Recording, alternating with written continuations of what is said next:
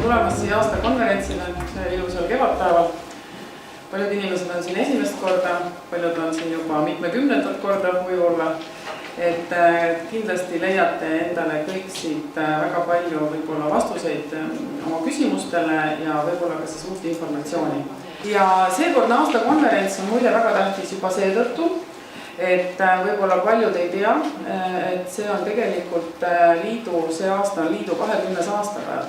Liidu loomisest, et tegelikult Eesti Kosmeetikute Liidul on juba väga pikk ajalugu ja meil on täna tuleb siis sellest natukene põgusalt juttu ka.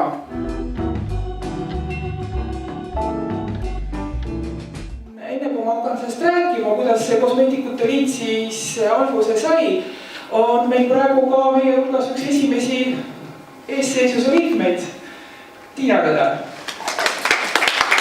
Palju õnne, 20 aastat, aitäh!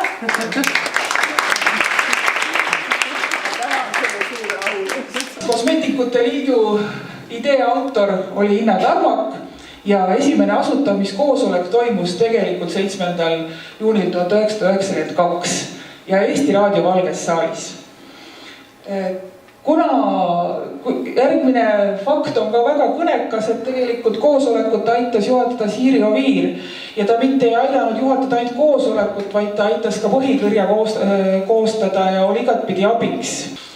Ja valiti siis volikogu, mis koosnes 12 inimesest, kelle seas siis valiti 3 eestseisjat ametiaega 1 aasta ja oldi siis selline naisliidu alamliit alguses.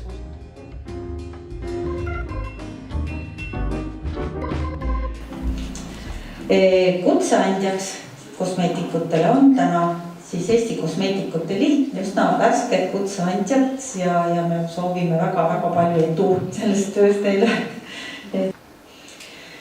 Ja praeguse seisuga on siis meil info, et õpetatakse 3 koolis, Eesti esimeses erakosmeetikakoolis, Pärnumaa Kutsehariduskeskuses ja Tartu Kutsehariduskeskuses kosmeetikuid. Ja võib-olla, mis on ka kosmeetikutööga teatud moel seotud, on selline tore kutse nagu spaateenindaja, milles on ühe kompetentsina ka näohooldused, näohoolitsused, siis sellised rohkem sellised heaolu hoolitused.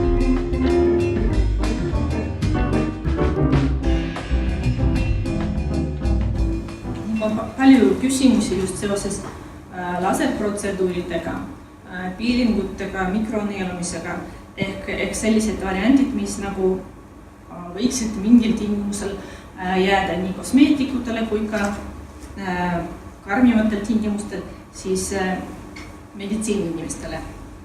Mis on kindel, on ilusüstid ja igasugused süstimisprotseduurid.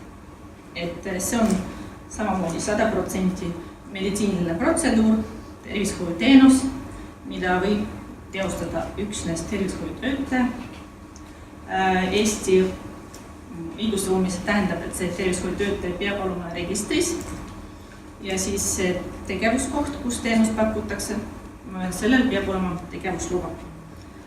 Praegu välistatakse eraldi tegevusluba esteetiliste, mittekirurgiliste protseduuride teostamiseks.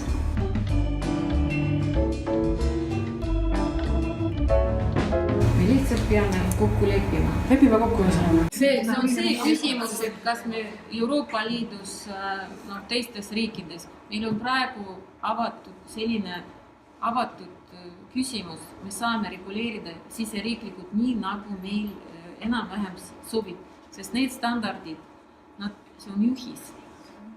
müügis? Me saame koostööd teha erinevate seaduste, otsuste vastuvõtmisel erinevate ametkondadega ja et läbi selle me saamegi ainult oma eriala väärtustada. Et tegelikult see oli väga hea, et selline arutelu üldse tekkis ja nagu ongi näha, et inimestel on palju küsimusi kosmeetikutel just nimelt hoida turgu ja hoida siis oma taset. Ja tegelikult mulle tundubki, et sellised koosviibimised veel seal me suudame rohkema nii-öelda massiga lahti rääkida kõike seda, mis siin õhus on ja võib-olla mina või keegi veel, kes meil liidus seal esindamas käib, et ei jõua võib-olla seda nii-öelda häält edasi anda.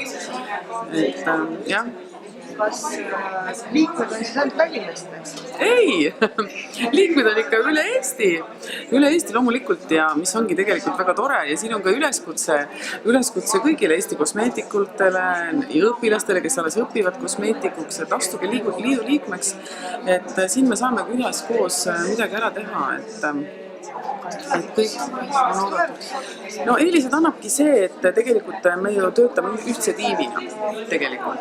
Et me vahendame uudiseid, me toome teieni erinevaid või kosmeetikuteni erinevaid koolitusi, erinevaid uudiseid.